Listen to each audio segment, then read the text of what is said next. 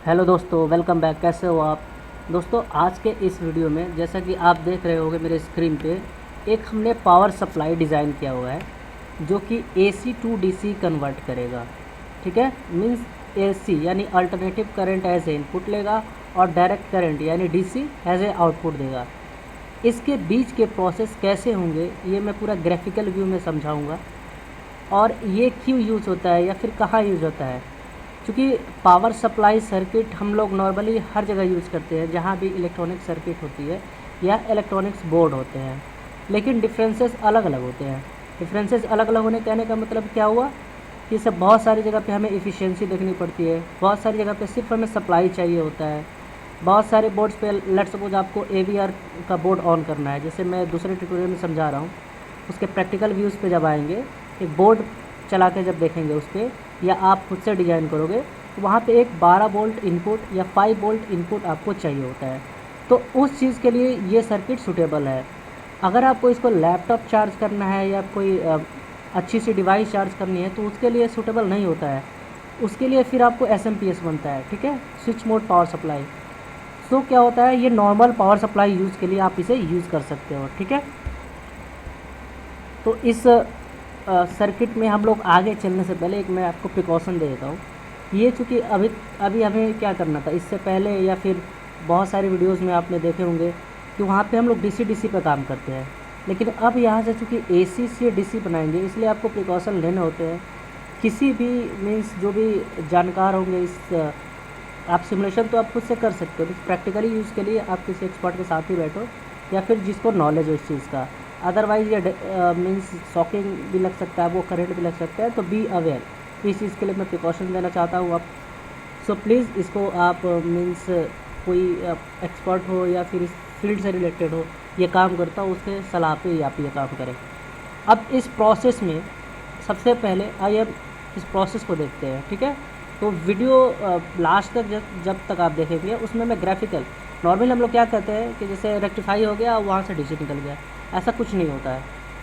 होता कैसे है वो मैं आपको ग्राफिकल व्यूज़ में समझाऊंगा। ठीक है, ये एक्चुअली नॉर्मल हम लोग जो जानते हैं वो होता है कि जैसे 2 स्टेप में हो गया, हमने AC दिया, रेक्टिफाई हो गया, फिल्टर लगा, DC हो गया।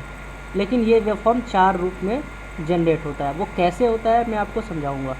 सबसे पहले इस प्रैक्टिकल सर्किट को समझाया। ठीक है, इस प्रैक्टिकल सर्किट को समझने में सबसे सिंपल तरीका ये है कि हमें हमारे घरों में स्टैंडर्ड जो इनपुट्स आते हैं वो क्या होते हैं, 220 वोल्ट स्टैंडर्ड है।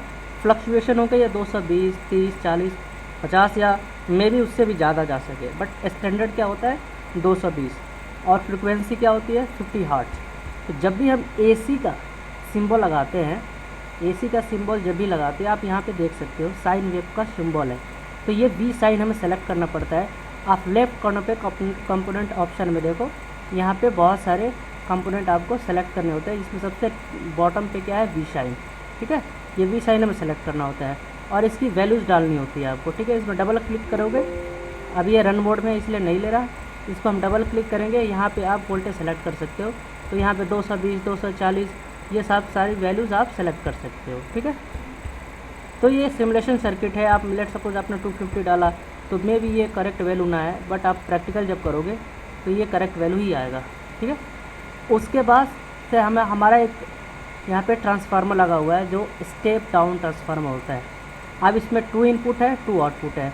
यहाँ पे आप देख सकते हो 2P2S यानी 2 प्राइमरी बैंड, 2 सेकेंडरी बैंड, इसी को ये यहाँ पे शो कर रहा है 2P2S। तो नॉर्मल हम लोग यहीं से शुरू करते हैं, क्योंकि आपने इसके पहले अगर किया होगा तो ठीक है, अदरवाइज़ शुरुआत हम यहीं से करते हैं। यहाँ पे 3 वाले भी होते हैं। ठीक है, जैसे आप मार्केट का नाम जानोगे तो अगर ट्रांसफार्मर खरीदने जाओगे तो वहाँ पे बोलोगे 12-0, 12-2, यानी दोनों सप्लाई होगा, 12 ऊपर 12 नीचे, और बीच में आपका जो हम लोग कॉमन लेते हैं। ठीक है, अदरवाइज़ नॉर्मली हम लोग 0-12, 0-25 या जो भी आपका ट्रांसफार्मर आपके सर्किट के अकॉर्डिंग मीन्स काम करेगा वो लेते हैं हम लोग। ठीक है, जैसे लेट सपोज हमने 50 वोल्ट का लिया हुआ है ट्रांसफार्मर यहाँ पे, जैसे आप मेरे वोल्ट मीटर में देख सकते हो। अब यहाँ से चलते हैं स्टेप डाउन। इसने क्या किया, 220 को 50 वोल्ट बना दिया, और उसके बाद से हमारा एक सेक्शन लगा हुआ है 4 डायोड से बना हुआ, जिसको हम लोग बोलते हैं ब्रिज सर्किट, यानी ब्रिज रेक्टिफायर सर्किट। जिसमें दो डायोड आपको एक तरफ काम करते हैं पॉजिटिव साइकिल के लिए और दो डायोड नेगेटिव साइकिल के लिए। मैं आपको ग्राफिकल रिप्रेजेंटेशन में दिखाऊंगा इसे, ठीक है। तो एक समय क्या होता है, ये ग्राफ फुल होता है, फिर दूसरे समय दो जब डायोड ऑन होते हैं तो ये फिर फुल वेव आपको ग्राफ में शो हो जाता है, ठीक है। मैं भी आपको दिखाता हूँ।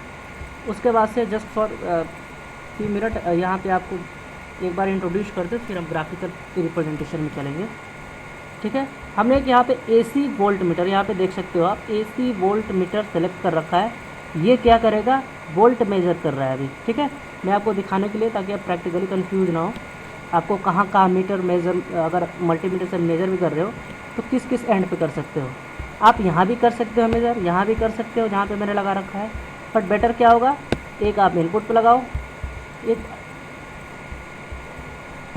एक बार फिल्टर के पहले यानी कैपेसिटर के पहले लगाओ, या कैपेसिटर के बाद भी लगा सकते हो, ठीक है।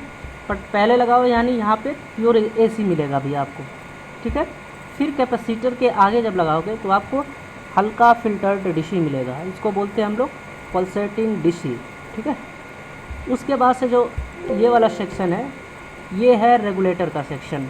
रेगुलेटर मीन्स ये क्या करेगा, आपको पल्सेटिंग DC को प्योर DC फॉर्म बना देगा और ये स्टेबल रेगुलेटेड सप्लाई आपको आउटपुट पे मिल जाएगा। अब हमने इसके लिए हम यहाँ पे यूज़ किए हैं 7812। आपको मैंने पहले बता चुका है अपने पहले वीडियोज़ में, जो जिसमें हमने DC to DC कन्वर्ट किया था 7805 में, वहीं पे इंट्रोड्यूस किया था कि जो भी वोल्टेज आपको चाहिए 7805 चाहिए, आप 7805 लगा लो। आप स्क्रीन के लेफ़्ट साइड में आप देख सकते हो 7805 लगा लो, 7812 लगा लो, आपको आउटपुट में क्या चाहिए वो आप लगा सकते हो, ठीक है। अब हमें चाहिए 12 वोल्ट, इसलिए हमने 7812 लगा दिया। 7812 क्यों हमें 12 वोल्ट चाहिए, क्योंकि हमारे जो मोटर यहाँ पे आप देख सकते हो राइट साइड में घूम रहा है, ये 12 वोल्ट पे ही चलेगा, ठीक है। तो इसलिए हमने ले लिया है एज़ फॉर स्टैंडर्ड। अगर आप लेट सपोज आपने 9 वोल्ट का मोटर लिया है तो 7809 भी आता है IC, वो भी आप ले सकते हो, ठीक है। अदरवाइज़ आप जीनर लगा के भी कर सकते हो। तो जस्ट फॉर योर अंडरस्टैंडिंग कि मैंने यहाँ पे ये वोल्ट रेगुलेटर ले रखा है, ठीक है। अब आउटपुट पे देखोगे तो प्लस 11.1 वोल्ट, या कुछ वोल्टेज ड्रॉप होता है जब हम लोड लगाते हैं, एग्जैक्ट 12 वोल्ट ही आ रहा होगा या उससे थोड़ा सा ज़्यादा या थोड़ा सा कम, बट जब लोड लगाते हैं तो वोल्टेज ड्रॉप करता है। प्रैक्टिकली आप देखोगे इससे ज़्यादा भी ड्रॉप करता है कई जगह, तो इसीलिए उसके लिए बहुत सारे सर्किट्स में चेंजेस करके हम लोग स्टेबल करते हैं, जो SMPS के सेक्शन में हम लोग पावर सप्लाई के सेक्शन में करते हैं, ठीक है। तो उम्मीद है ये वाला सेक्शन आपको समझ में आया होगा। इसके बाद से मैं ग्राफिकल में चलता हूँ। इससे पहले अगर आपको इस सेक्शन में कोई भी डाउट हो, कहाँ पे क्या आपको चेंजेस करना है, क्या आपको फ़िल्टर की वैल्यू ज़्यादा बढ़ानी है, तो प्लीज़ कमेंट में लिखो, मैं उसको रिप्लाई करूँगा, ठीक है दोस्तों। तो ये हुआ एक प्रैक्टिकल व्यू, आप इस डायग्राम को बना भी सकते हो, ठीक है, और प्रैक्टिकली इसे यूज़ भी कर सकते हो, ठीक है। फॉर योर व्यूज़ यहाँ पे आप देख सकते हो, मैंने पॉज कर दिया। अब आप यहाँ से पूरा विजुअल आपको दिख रहा होगा, इसे आप बना सकते हो, ठीक है। अब आते हैं इसके ग्राफिकल रिप्रेजेंटेशन में। तो आप यहाँ पे देख सकते हो, मैं एक एक करके कंपेयर करके समझाऊंगा। पहला है जो मैंने आपसे पहले बोला था, ये है आपका कौन सा सेक्शन, ये है आपका साइन वेव वाला सेक्शन स्टेप 1, यानी 220 वोल्ट, यानी ये वाला सेक्शन, या आप ये कह सकते हो पूरा सेक्शन, क्योंकि ट्रांसफार्मर के आउटपुट पे यहाँ तक आपको, यहाँ तक एक्चुअली यहाँ तक आपको प्योर AC मिल रहा है, ठीक है। तो यहाँ पे आप कह सकते हो ये आपको पहला वाला ग्राफ जो है 220 to 50 वोल्ट, ये वो है, ठीक है। तो ये जो सर्किट होता है ये साइन वेव का होता है, ये आपको मिलेगा, ठीक है। अब दूसरा आते हैं ब्रिज वाला सेक्शन।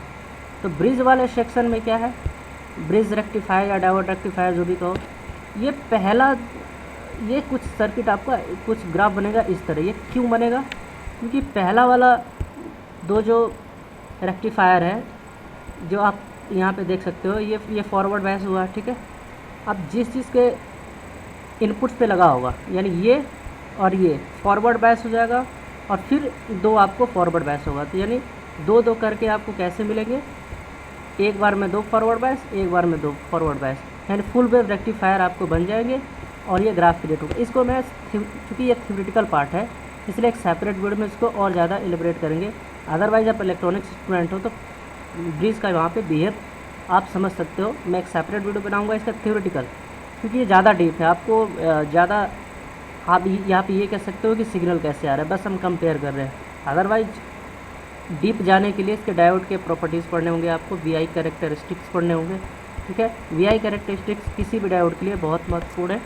कैसे बायसिक मोड में काम करता है मैं यहाँ पे लिख भी दे रहा हूँ, आप इसको प्लीज़ प्रीफर करना। बायस, डायोड बायसिंग, उसके बाद से आप वीआई कैरेक्टरिस्टिक्स पढ़ सकते हो। ठीक है, वीआई मतलब वोल्टेज और करंट आपका। ठीक है, ये कैरेक्टरिस्टिक्स पढ़ोगे। ये बहुत सारे डायोड में अलग अलग होते हैं, तो जस्ट फॉर योर रेफरेंस यहाँ पे सिर्फ आप ये समझो कि एक ये ब्रिज है जिसका सिग्नल ये ऐसे आएगा। ठीक है, मैं स्टेप समझा रहा हूँ बस। उसके बाद से आते हैं हम लोग कैपेसिटर। कैपेसिटर जो लगा हुआ है उसको हम लोग फ़िल्टर भी बोलते हैं। ठीक है, फ़िल्टर मीन्स ये क्या करेगा, कैपेसिटर का मेन काम क्या है कि ये डीसी को ब्लॉक करता है। ठीक है, और एसी को अपने अंदर पास होने देता है, सिंपल काम है। तो अब यहाँ पे आप समझो, डीसी को ब्लॉक किया यानी ये डीसी अंदर नहीं आएगा, इसके कैपेसिटर के रूट पे नहीं आएगा डीसी। इसका मतलब क्या है, डीसी कहाँ जाएगा, आगे की तरफ बढ़ जाएगा, रेगुलेटर की तरफ। अगर लेट सपोज कि कैपेसिटर के अंदर डीसी आता तो डीसी यहीं पे चला जाता, फिर आपको आगे रेगुलेटर पे जाता ही नहीं। सो दैट आप ये समझो, डीसी यहाँ पे आया, ब्लॉक हुआ, ये आगे बढ़ गया।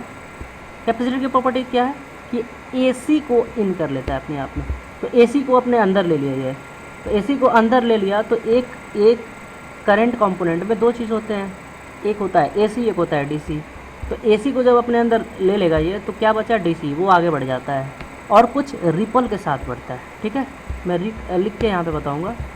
यहाँ पे डीसी आगे बढ़ जाता है विथ सम रिपल। ठीक है, अब रिपल क्या होता है, रिपल फैक्टर होता है, आप पढ़ सकते हो, ये आप प्रीफर कर सकते हो। रिपल करंट, रिपल फैक्टर जो भी है, ये रिपल क्या होता है, ये समटाइम्स कुछ एसी के पार्ट्स लगे होते हैं। ठीक है, एसी के कुछ कंपोनेंट्स आगे उसके साथ आ जाते हैं, या एसी के सिग्नल्स आ जाते हैं जो रिपल्स होते हैं, और वो क्या करते हैं,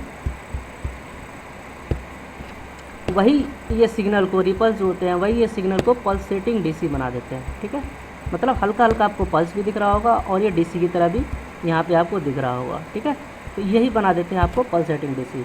ये अभी भी प्योर डीसी नहीं है, लेकिन आप चाहो तो यहाँ से डायरेक्ट आउटपुट ले सकते हो, लेकिन हाँ, आपका स्टेबल डिवाइस होना चाहिए आउटपुट एंड पे। वो फ्लक्चुएशन पे अगर डैमेज हो जाएगा तो इसको आप यूज़ नहीं कर सकते हो। इसीलिए लास्ट में हम लोग क्या लगाते हैं, रेगुलेटर। रेगुलेटर क्या करेगा, पल्सेटिंग डीसी को प्योर डीसी में बदल देगा, और एक रेगुलेटेड आउटपुट में। रेगुलेटेड आउटपुट कहने का मतलब क्या हुआ, अगर आपने 12 वोल्ट लगाया है, अगर आपने लेट सपोज 12 वोल्ट का लगाया है तो 12 वोल्ट प्योर डीसी देगा। ठीक है, कई जगह पे आपने देखा होगा कि आउटपुट पे भी कैपेसिटर एक लगा होता है, तो वो डीसी को थोड़ा और प्योर करने के लिए। अदरवाइज़ आप एक रेगुलेटर लगा दोगे, आपका पावर स्टेबल हो जाता है, तो ये रेगुलेशन के लिए होता है। कई जगह पे आपने सर्किट में देखा होगा कि ये यहाँ पे भी एक कैपेसिटर लगा होता है। ठीक है, तो वो भी आप लगा सकते हो, कोई इशू नहीं है। आपको जितना फ़िल्टर अच्छा चाहिए उतना आप लगा सकते हो, रेगुलेटर के आगे लगा सकते हो। तो ये एक ओवरव्यू होता है कि हाँ कैसे काम करता है। तो सिंपल है स्टेप, पहला स्टेप में सिग्नल दिया, दूसरा में ब्रिज का सर्किट हुआ, तीसरा में पल्सेटिंग डीसी आया, और चौथा में रेगुलेटेड आउटपुट आया। ठीक है, तो ये एक नॉर्मल सेक्शन होता है। इसके बाद से आपको सर्किट डिज़ाइन करना है और फिर इसको सिमुलेशन को रन करना है। ठीक है, तो मोटर आपका रन करने लगेगा। अब आपको कोई भी रिलेटेड डाउट हो इससे रिलेटेड, या फिर आपको कोई सेपरेट डिज़ाइन बनाना हो, तो इस सर्किट को आप प्रेफर कर सकते हो। अदरवाइज़ मेरे से राय लेने के लिए आप प्लीज़ कमेंट करो। कई लोगों का कमेंट आया है मेरे मैसेज में कि उस पर कोड देने के लिए AVR से रिलेटेड, तो वो मैं सारे कोड तो वैसे मैंने वीडियो में लगा रखे हैं। अदरवाइज़ अगर किसी को स्पेसिफिक उसी पार्ट का कोड चाहिए वो मैं शेयर कर दूंगा, मेरे DM में आ रहा है ये मैसेज के अंदर, तो ये मैं आपको शेयर करते रहूँगा इन्फॉर्मेशन। तो होप ये आपको वीडियो अच्छा लगा होगा। अगले वीडियो में मैं ये बताऊँगा कि इसके अंदर ऑक्सिलोस्कोप यूज़ करके, यानी CRO जैसे हम लोग नॉर्मली लैब में यूज़ करते हैं, उस ऑक्सिलोस्कोप में यहाँ पे यूज़ करके उसके ग्राफ्स को कैसे देखें, और सेम डायग्राम जो मैंने यहाँ पे किया हुआ है इसको हम लोग कंपेयर करेंगे। ठीक है दोस्तों, तो होप आपको ये वीडियो अच्छा लगा होगा। प्लीज़ कमेंट में बताएं, लाइक करें, सब्सक्राइब करें और ऐसे ही सपोर्ट करते रहें। Thank you for watching.